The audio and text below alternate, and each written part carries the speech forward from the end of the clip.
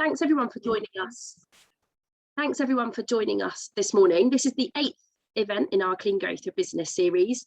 Some familiar faces, some new faces. Thank you all for giving up time on your hopefully sunny morning to join us to hear more about developing a green brand identity. So we will take any questions, type any questions as we go into the chat function, and we'll pick them up later on. I'll try and capture any particular links or things that are added on, and we'll send out a recording and the slides and any links that are mentioned later. So hopefully you can join, not have to scribble too much as we go. You should get them later this afternoon. So without any further ado, I'll hand over to Sam from Hethel Innovation, who's leading our session today. Hi, and thank you very much, Sam. Cool, thanks, Hayley. I've started screen sharing, so hopefully everyone can see that okay. Yeah, cool, great. Yeah, thanks for the introduction, Hayley. Like said, I am Sam from Hethel Innovation, and I'll be talking about how we can build a green brand identity today through these things you can see there. So talking about our essence, values, personality, and then putting those things into action.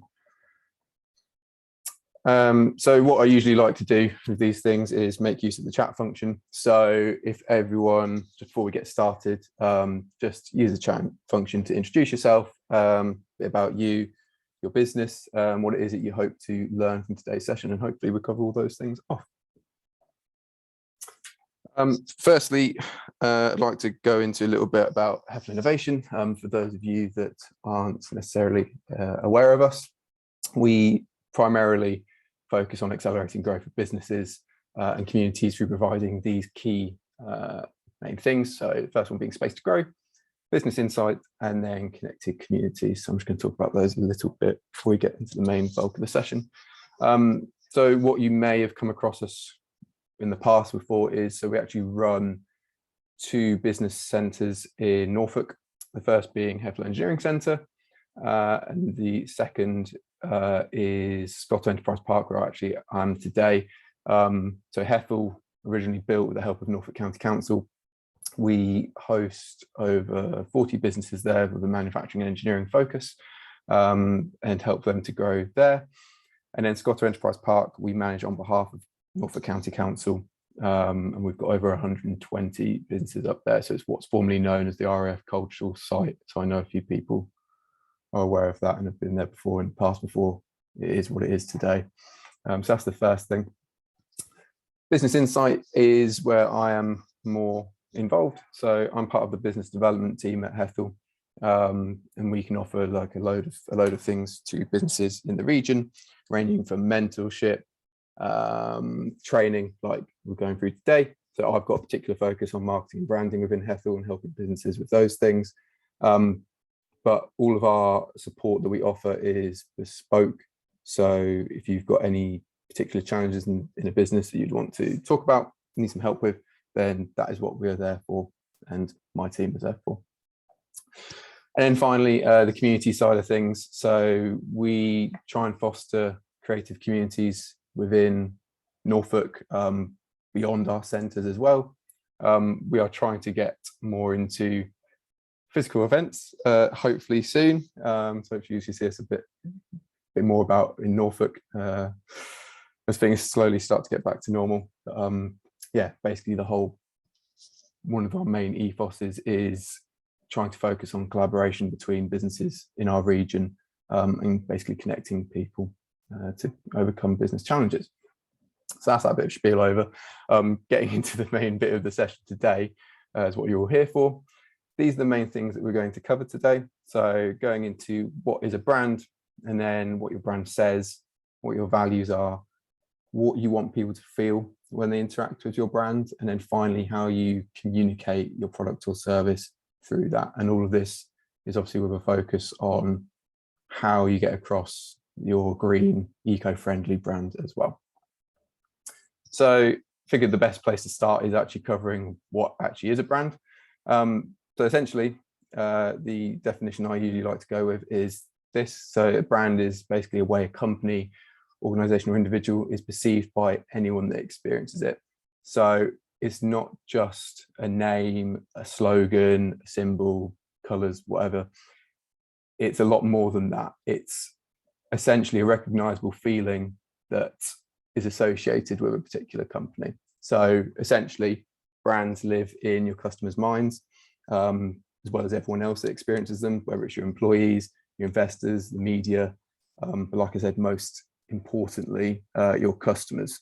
So that is the main focus of that, how you come across. If you haven't come across this guy before, his name is Wally Ollins. He is the sort of branding kingpin, so I would recommend having a look into him if you're interested in this side of things.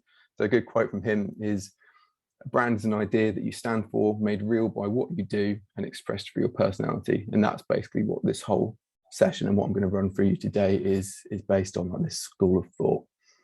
So like I said, yeah, if you haven't come across him before, I would recommend looking into him, particularly that book that he's holding there in that lovely photo. It's a good read if you're interested in this side of things.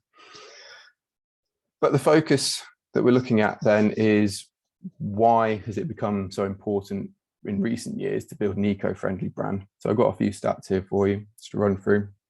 So a recent global sustainability report run by Nielsen found that 66% of people said they would happily actually pay more for products from environmentally friendly businesses. So now today's consumers actually rank how eco-friendly a business is with price and product features when determining who to buy for. So that's a key factor in customers' decision making now, is the company's sort of eco and green practices. So we've seen a recent big shift in buying behaviors combined with willingness to pay more for these products. So even if sort of more green, eco-friendly businesses are charging more for particular services, that's not necessarily going to have a negative effect on the decision making of the customers in the market. But on that, one thing I want to cover off today is this concept called greenwashing. I don't know if anyone has heard of this before, but essentially greenwashing is a term that refers to when companies and organizations essentially mislead their consumers or audiences by making them believe that their product or service or whatever it is that they provide, or the organization itself, is really environmentally friendly or sustainable when really it's not. So a couple of things that you need to know about this greenwashing terminology is, it's essentially a marketing strategy which misleads consumers into believing the company cares for the environment, which necessarily doesn't. The fashion industry is actually one of the biggest culprits of this. So big brands recently, such as ASOS, H&M, Zara, have been called out on it in recent years. But it's not a new phenomenon at all. It was actually been an issue since the 1980s.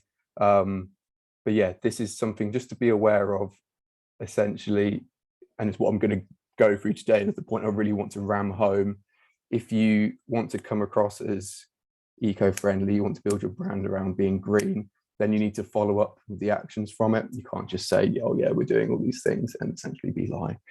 So that's something I wanted to cover off before we get into the main bit. So yeah, these are the main things we're looking at today then. So when we're talking about your brand identity is essentially made up of these four things. So the first one being what your brand says. Secondly, what your values are. So the key things that you stand for as a business. What you want people to feel when they interact with your brand. Again, going back to this idea of personality. And then finally, how you communicate your product and actually, like I said, follow your claims and your branding up with real life actions. So I realize this is going to be a bit of a strange concept, but please bear with me. I hope everyone has come across Shrek before. You might remember this quote from the first Shrek film saying, ogres are like onions. What I like to claim is that brands are in fact like onions. And what I mean by that is this tool, which I'm going to take you through today. Essentially, there are multiple layers to the brand, and any company's brand that are summed up within this tool, which I'm going to take you through, and I'll share with everyone after the session as well, so you can have a go at this yourself. But yeah, this is the branding onion, and what it does essentially is bring together all of those layers that I've talked about to your brand into one sort of cohesive mind map, or just on one page, what it is that your brand does. And the idea of what you want to get from this is each layer needs to be cohesive and work with the others. So it will make more sense as I go through, but essentially going through what the brand identity is talking about. Again, the essence is what your brand says. Your values are essentially what your values are, what you stand for. When we talk about brand personality, that is what you want people to feel when they interact with it. And then finally, how you communicate your product is your brand in action. So I'm going to go into those in a bit more detail and give you some examples of that with a, like I said, a focus on being green and eco-friendly. So again, using the chat function, what I like to do is I encourage you to talk about a brand or suggest a brand that you like, and why is it that you like them as well. So have a bit of a think about that. I'll carry on, but I'll be interested to see and have a look back and see what particular brands that you have particularly loyalty or fondness for, and why it is you think that is. But getting into the main bit then, so we're going to start with the essence, which is this middle bit of the onion. The essence is essentially the heart and spirit of your brand. So when we're going to approach this, there is sort of two ways of approaching the task of defining your brand essence. You may already have something in mind, because it's essentially your elevator pitch. So the first method of approaching this task follows the suit of Nike and Disney, as I've got in the examples here. This way is somewhat vague, potentially, but you still get an idea or a picture of what it is that these brands do or the companies do in a nutshell. So with Nike, we've got authentic athletic performance. Disney, fun family entertainment. That is, in a nutshell, their brand essence. But like I said, that doesn't necessarily work for everyone. So I would encourage you to, if you can come up with that, great. But if not, try this second method of defining your brand essence. So like I said, the second method is a bit more detailed. It's essentially your elevator pitch. So what I'm going to do is share with you a quick formula where you can put together your brand essence fairly easily. Bear in mind, while the premise of your brand essence shouldn't really change over time, you can still tweak and refine it. What it is in a nutshell will never fundamentally change, but you can obviously tweak the wording of it as you go. Yeah, this is the quick formula to go with. So your business name provides or offers or sells or creates whatever it is you do, your product and or service, whatever that might be, to or for whoever your main target customers are, so that they can solve a particular problem or reach a goal. So that is the formula. Like I said, don't worry about scribbling all these notes down. I will share the slides afterwards in case you're struggling to keep up. But putting that into perspective, here is an example of a fictional coaching company. So Cara's Coaching provides one-on-one coaching services and 90-day meal and fitness plans to busy entrepreneurs so that they can develop healthy habits that finally stick. So that's what Cara's Coaching has come up with as their brand essence. That is essentially what their business does in just one sentence using that formula.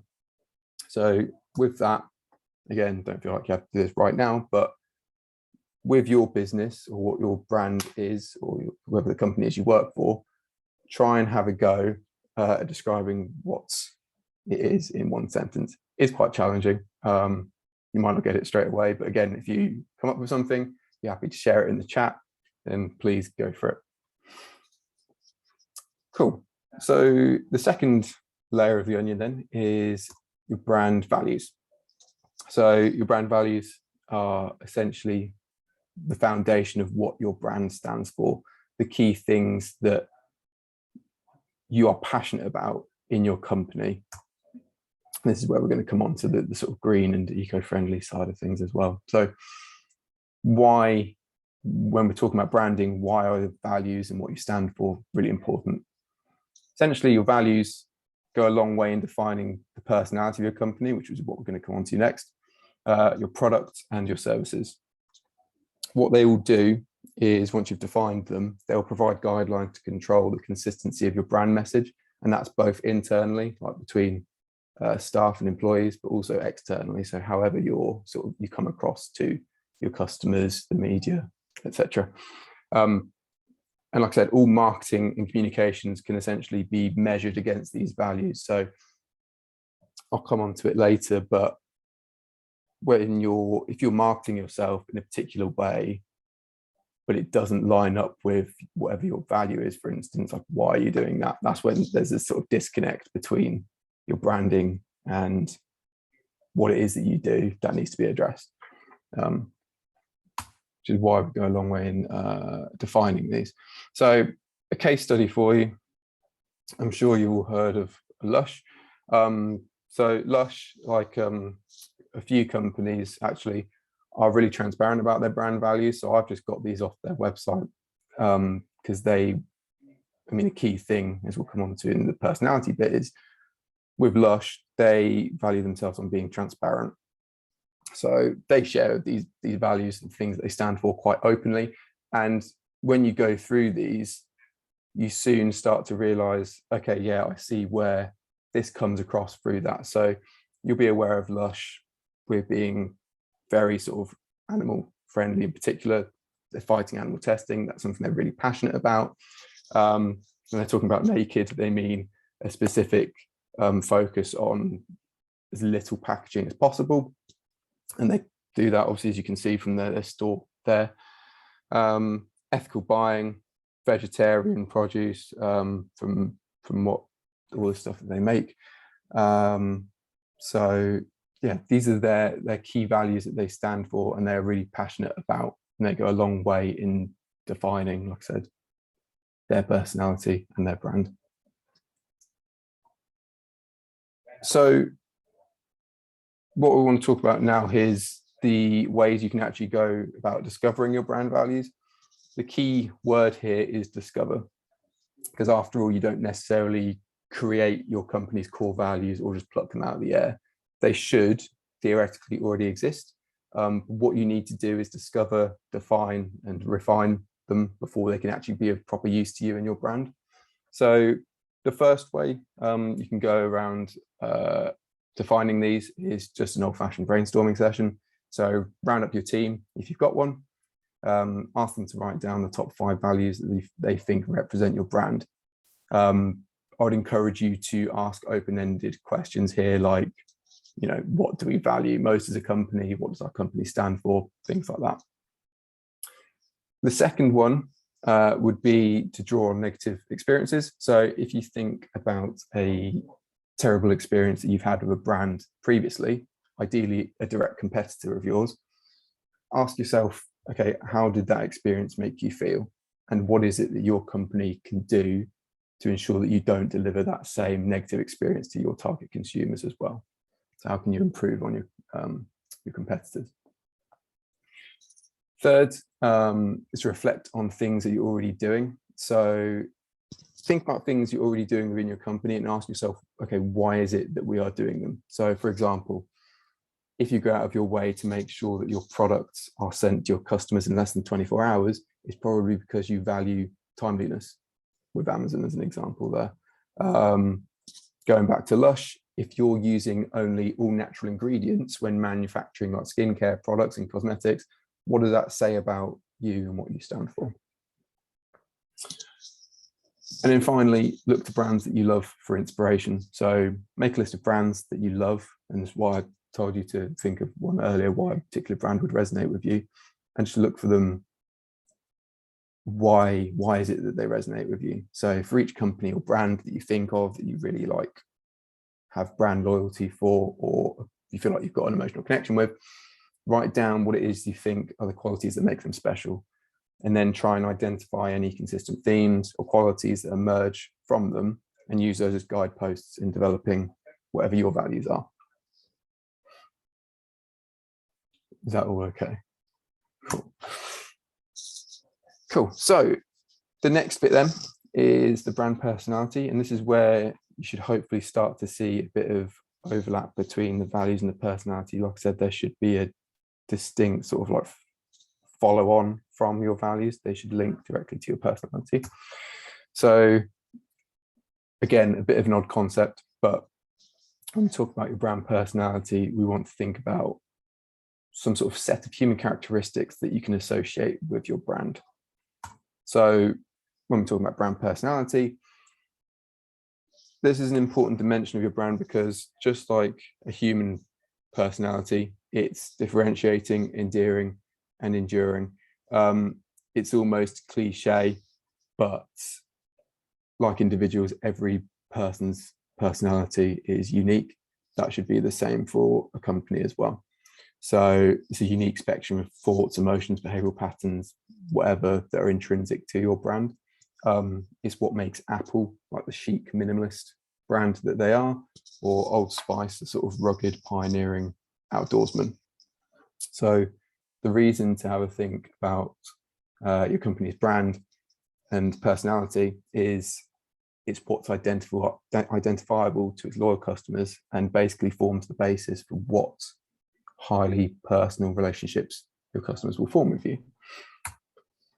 So what I want you to try and do, again, use the chat or just try and scribble them down, is if you could describe your brand in sort of human characteristic terms with one word, what would that word be? So it's a bit of a challenge. I'll give you a couple of seconds to think about that. So if your brand was a person, how would you describe that person?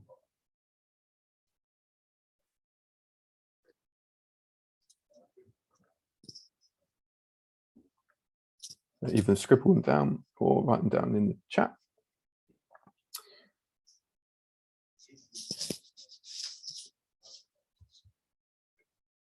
Okay, and this is where I admit I tricked you, because it's probably difficult to narrow it down to one word. So what I'm actually going to say is, think of another one.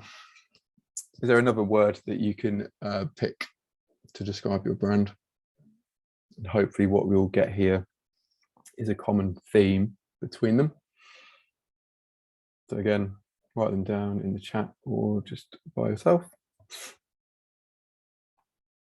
And then one more for good luck. Hopefully what you come away with is 3 different characteristics or brand personality traits. And hopefully they will all line up with each other. So what I want to talk about next is this model, which was coined by Jennifer Aker, who is a behavioral psychologist and Stanford professor. So she came up with this framework, which basically suggests that there are 5 dimensions to a personality, and this applies to brands as well. So each dimension of brand personality then contains a set of facets. Each facet then contains a set of traits. So broadly speaking, most brands would fit into 1 or 2 of these 5 dimensions. So we've got sincerity, excitement, competence, sophistication, and ruggedness. And then, like I said, you've got multiple facets and then individual personality traits within those as well. Is there any immediately that jump out to any of you guys? So any words similar there? So if you said, for example, we're quite a modern, exciting business, obviously fit into the excitement category. You're more sort of family oriented, sincere, wholesome ones would fit into sincerity, etc. Yeah, is there anything that you think jumps out to you from your brand's point of view? So just to sort of build on this a bit more, I've got some examples of typical brands that would fit directly within these dimensions. So with sincerity, we've got Hallmark. It's very sort of building on their sentimental, sincere, all those sorts of things as part of their key parts of their brand personality. Excitement, typically Red Bull is a sort of go-to one for excitement. So how they come across within all their marketing and like the things that they do. So they are quite a daring and exciting company as it is. So the example I always like to bring up with Red Bull is their skydive that they did. I say skydive, the guy jumped from space, essentially, which is pretty, you wouldn't see, I don't know, Hallmark doing that, for example. It doesn't fit in with their whole brand personality. But with Red Bull, they're building their whole brand around being daring, being exciting, that aligns directly with that. Talking about competence, typically we've got Microsoft here as an example, but any IT or sort of technological companies would primarily fit within the competence bracket of brand personality. Sophistication, these are usually, again, got Rolex as an example, but your perfume brands like Chanel, anything like that would typically fit into here. And then ruggedness, you got Harley Davidson, Old Spice, Jeep, those sorts of things typically would come under that. But like I said, hopefully one of these dimensions will fit directly with you. Something that, I don't know if it's been asked, but something that people do typically ask is, okay, I think I fit between 1 or 2 or even 3. That's fine to a degree, but there should always be sort of one key dimension that your brand should directly fit within. So as long as you're not thinking, oh, I fit in all of those, that's when your brand is disjointed and needs a look at. So you should ideally fit in 2 or 3 maximum of those. Cool. So next, and the final bit of the branding onion is the brand in action. So what we're talking about here is basically wrapping up the whole of your brand identity, which you've defined for all the previous layers. This essentially is representing how it is that everything you've already defined is actually manifested in reality. So going back to my example of greenwashing, if you say you are a really eco-friendly green company, but you don't do anything that backs that up, essentially, it doesn't work. This is where your whole brand identity falls apart, and you need to rethink. So like I said, everything that you do, everything you say, and everything you stand for must consistently reinforce your brand's personality. So probably easier said than done, but how do we go about doing this? For smaller companies, so the sort of 1 or 2 man bands, this is usually simpler because the culture and style of the business will often reflect the founder, so its values and personalities may be the same. But yeah, basically, here's a few examples of how you can start to control how your company's personality comes across, conveying certain aspects to customers in different ways. First one being your graphic design. So think about the whole visual identity of your company. So is it sort of hard corporate identity or sort of soft, friendly caricatures? That goes a long way in defining how you come across. So if you say, we're a really approachable, customer-centric company, and then, your graphic design and all your visual assets come across as cold, grey, that doesn't back it up. There's no link there. Dialogue, so how your users or customers can contribute ideas and get involved in the organization, or is it more of a one-way communication between you and them? Tone of voice. So this is a key one I usually like to pick up on, is this is the language that you use, sort of both spoken and written. Is it formal or relaxed? So again, with Lush, or Innocent Smoothies is one that I always like to go back to. Their whole brand identity and their tone of voice is often sort of very relaxed, a bit weird, but that works for them because it links up with everything else that they do. So thinking about this, a good example I like to use when we talk about tone of voice is Skype. So this is taken through their brand guidelines. They basically split it up into words we like, words we don't like. So all the words on the left, they like, sort of free, share, calls, whatever. Words we don't like is basically all of the jargon that they want to avoid, because that doesn't reflect their brand and who they are. And then customer service. So how are your staff trained to communicate with customers? What sort of level of customer service do you provide? Think about that and how that reflects your brand as well. And then absolutely everything else. So remember to relate back to your core values that you've defined earlier. If you are committed to sustainability, how do you go about showing this? So think about what sort of Lush do. and other sort of typically green companies. So a good case study with this then is Patgonia. Again, I'm sure everyone has come across them before, but Patgonia's main mission is to build the best product without harming the environment in any way. So they are key, that is their key focus and value that they stand for. But the key thing about Patgonia and what really makes them stand out is their transparency about their situation. That's what's really impressive about them. So they know that not everything that they do is going to be eco-friendly. They're really transparent about that. They don't pretend to be like perfect or, you know, untouchable, I guess. Another way that they sort of back this up, so this whole green personality that they've defined with their brand. So for over 30 years since they've been running, they donate 1% of their annual sales to environmental charities and grassroots organisations. It's pretty interesting. Good way of actually following up on what it is that they stand for and actually showing and shouting about that. But the one thing that I thought was a really cool case study about Patagonia is this. So this campaign, you may have come across it before. It was ran a few years ago. Basically, in the run-up to Christmas, they ran this whole poster and PR campaign, which basically told customers not to buy their product.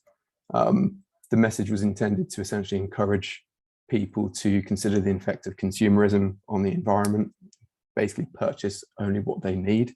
Obviously, coming up to Christmas, I think we've all been guilty of that before. So this approach was risky, but basically it really established the strong community of people who appreciate Patagonia's brand values and its products. So yeah, it's a bit daring for Patagonia. It obviously got people talking, and obviously it's been part of this key conversation for sustainability within their branding. But it's a cool case study, so I'd recommend you having a look at that. And again, I have got a link if you want to find out more about that. I can share through Haley afterwards as well. So, I mean, with most webinars these days, I think it's a bit of a trend to just basically have 3 key takeaways to remember from this session. The first one being, so sustainability isn't a fad. There is pressure on brands now to demonstrate their social and environmental credentials. That won't go away. If anything, that pressure is only going to increase. So if you're not already thinking about sustainability and sort of eco-friendliness within your company, then now is the time to have a think about it. The main thing, again, I want to ram home is greenwashing. It's only going to end in tears. Don't let your messaging around sustainability run ahead of what it is you do and your performance. It will actually end up doing your brand more harm than good in the long run. And then finally, try and be one step ahead. And again, it's easier said than done, but brands that sort of take their lead from governmental policies or regulations are always going to lag behind. So keep an eye on what it is that your competitors are doing, or just anyone else in the business world, and set yourself a route towards sustainability and stick to it, and make sure again that is reflected in everything that you do.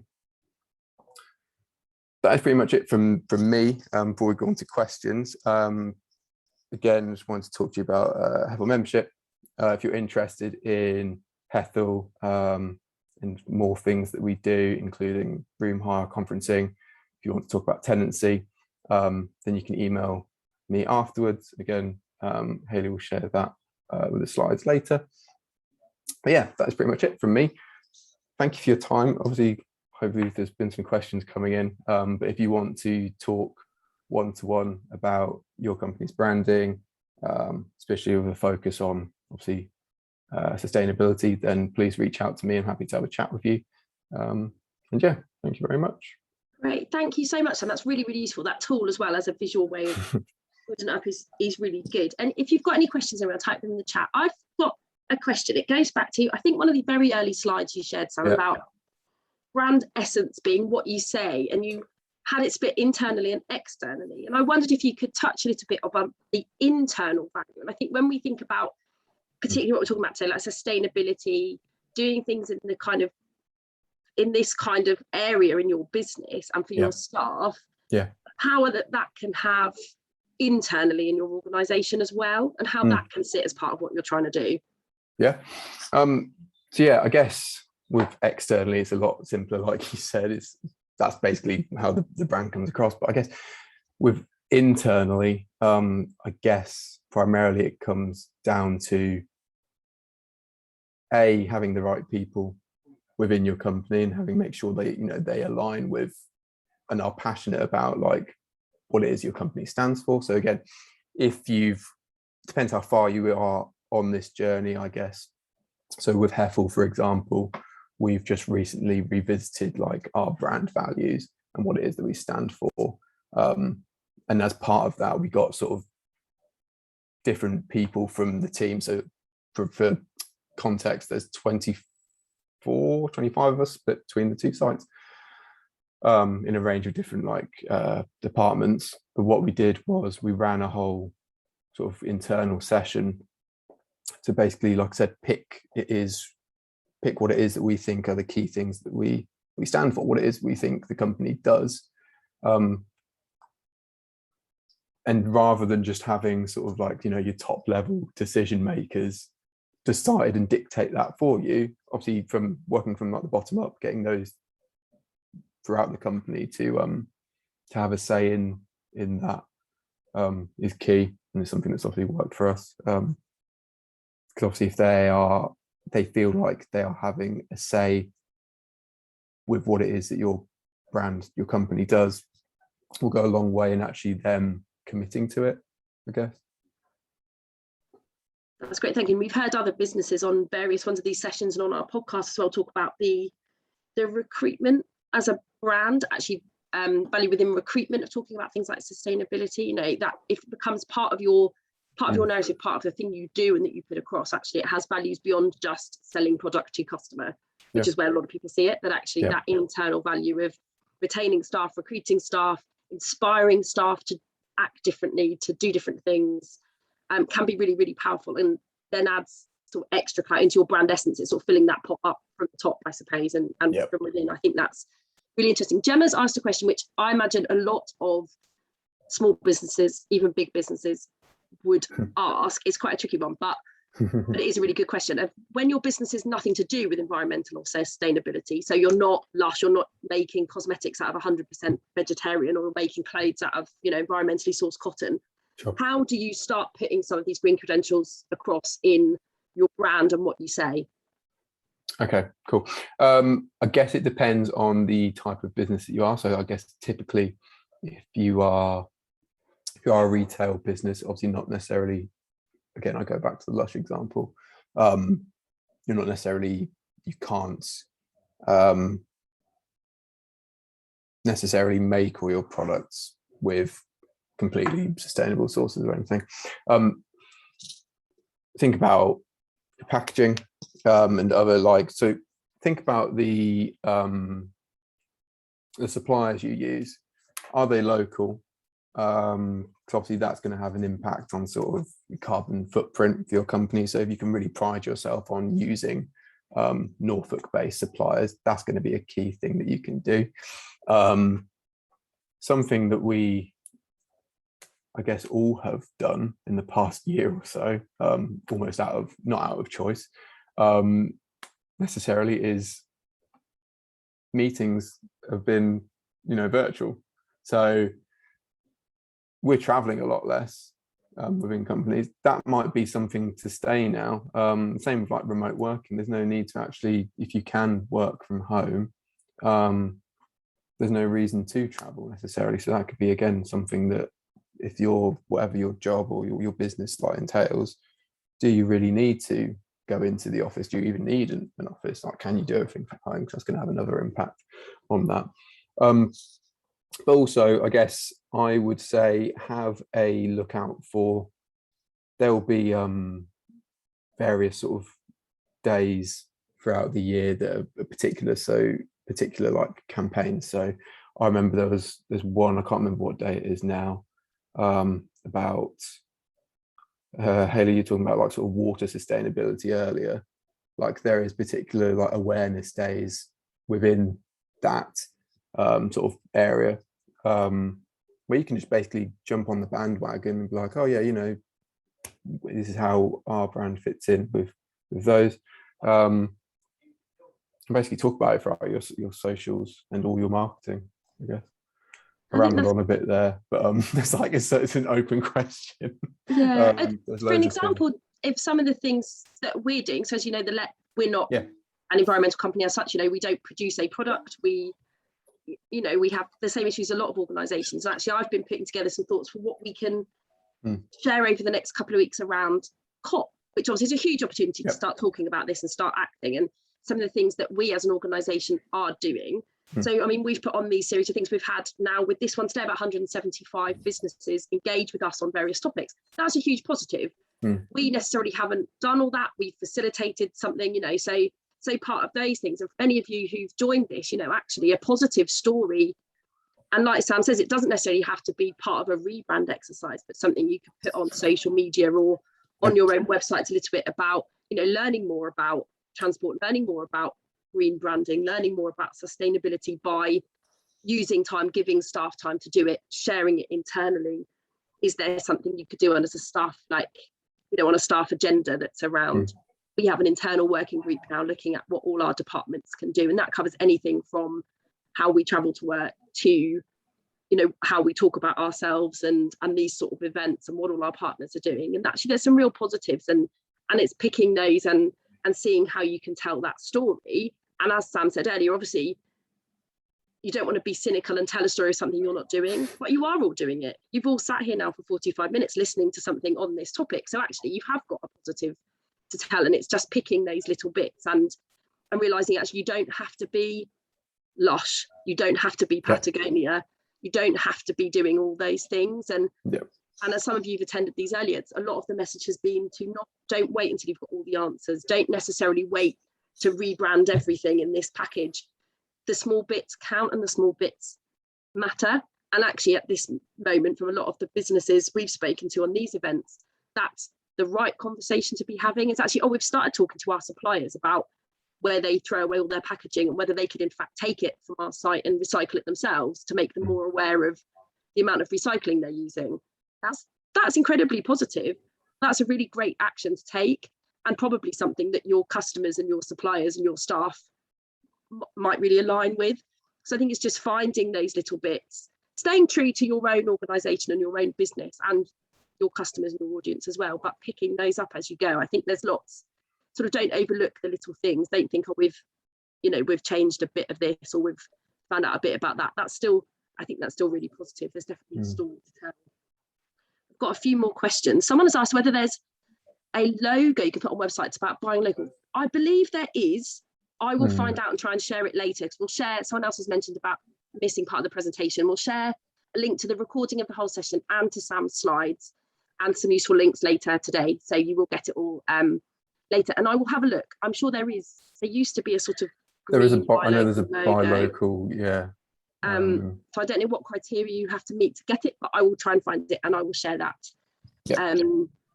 later. Nina, very good point. Everyone can choose renewable energy, carbon balance paper, packaging, fuel economy, local suppliers, assess their own carbon footprint. So exactly that, picking the bits you are doing it and telling that story.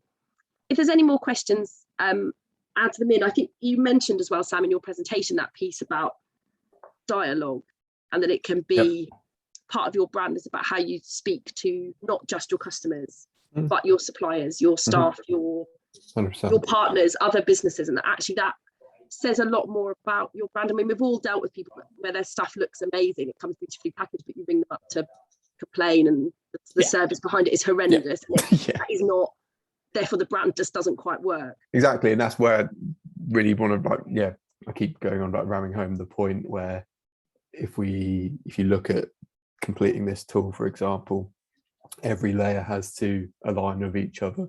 So that's where obviously there's a disconnect there. So that's absolutely where it wouldn't work. It's where it falls apart essentially. So that's really interesting. I shared a link as well, and I'll put that in the link later from there's a government link from the Competition and Markets Authority about greenwashing and how, if businesses are making particular claims about, 80% of this does this, that, how you manage those as well. And thank you, Jackie, for showing the link to the carbon charter. Absolutely. There's lots of links on our website. I'll link to some as well later. Give anyone else a chance to add any questions if they've got them. If not, as always, if you think of things afterwards, you'll have Sam's details from the slides. You've all got mine. If you reply even just to your Eventbrite booking, it'll come straight through to me anyway. So we'll pick up anything you need to know. Thank you as well for those useful links. I'll add that one about paper and sustainable packaging onto our website resources. So we've still got 3 more events coming up in our clean growth sessions. We've got one, as we mentioned, next week about water and reducing your water use as a business. So not just good for the environment, but good for your bills. No one wants to pay more than they need to. So if any of you are interested in water, that's next Thursday. Also next Thursday is our official COP26 regional roadshow. We're very excited to have some funding from government to deliver one of the official COP26 regional events, which is all about hydrogen and its potential in the transition to net zero. So if you're interested in the energy sector and hydrogen, you can join us for that. And then the following week on the 12th, we have a session about biodiversity, bringing biodiversity and business closer together, with examples from East Suffolk Council and others on how they have used their outdoor space to not just create wonderful space for their staff and visitors, but space that is great for nature and full of biodiversity. All the sessions, yes, and you mentioned, can they still get the recording? The recordings for all of them are uploaded to the same page on our website. So you will get the link, but actually it's on our Clean Growth for Business page, and there's one called event session recordings. And once they've all happened, usually that day or the next day, they go live on there as well. So yes, absolutely do rewatch. All the sessions we've had so far are on there, lots of tools and links to our podcast as well. So thank you all very much for joining us. Huge thanks, Sam, for presenting that. It's really useful. I'll send it all out later, and I'm sure everyone will be busy scribbling away, and I've drawn some circles and written down some words, so that's always a good start. So thank you very much, really useful. I hope it's got you all thinking, and yeah, thanks very much for joining us. Cool, thank you.